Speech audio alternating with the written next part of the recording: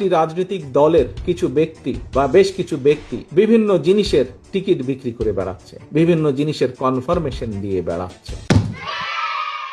আমরা ধানের শীষে ভোট দিলে আমরা জান্নাত পাবো, এটা আমরা বলতে পারি। সেই প্রেসিডেন্ট জিয়া উত্তরসূরি তারেক রহমান, তার নামটি উচ্চারণ করতে হলে উঁচু করে করবে। শহীদ রাষ্ট্রপতি জিয়া রহমানের নাম নিলে প্রতিদিন ব্যস্ত নিশ্চিত। বেগম খালেদা জিয়া যার নাম উচ্চারণ করলে মুখটা পবিত্র হয়ে যায়।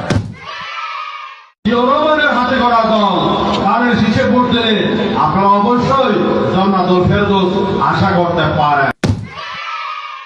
আপনার স্বামী যার পায়ের নিচে আপনার ব্যাগ, সেই পুরুষ মানুষগুলো এখানে উপস্থিত আছে, তাদেরকে বলবো বাড়ি বাড়ি গিয়ে মা বোন চাচি খালাদের বলে দেবেন ভোট ধানের শীষে দিতে হবে। যদি ধানের শীষে ভোট না দেন, এই মহিলাদেরকে বলছি আপনারা জান্নাত পাবেন না।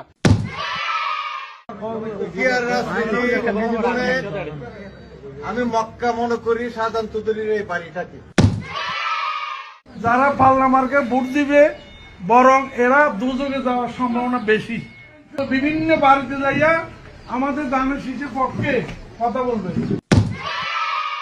নেতা এই হযরত ওমর রাদিয়াল্লাহু আনহু চার খলিফার এক খলিফা, আমার নেতা শহীদ প্রেসিডেন্ট জিয়া রহমান চার খলিফার মতো একজন, আমার নেতা তারেক রহমান, হযরত আলী রাদিয়াল্লাহু আনহু, আমার নেতা মা ফাতেমা বেগম খালেদা জিয়া। আমরা মদিনা ইসলামের চর্চা করি, আমরা মদিনা ইসলামে বিশ্বাস করি।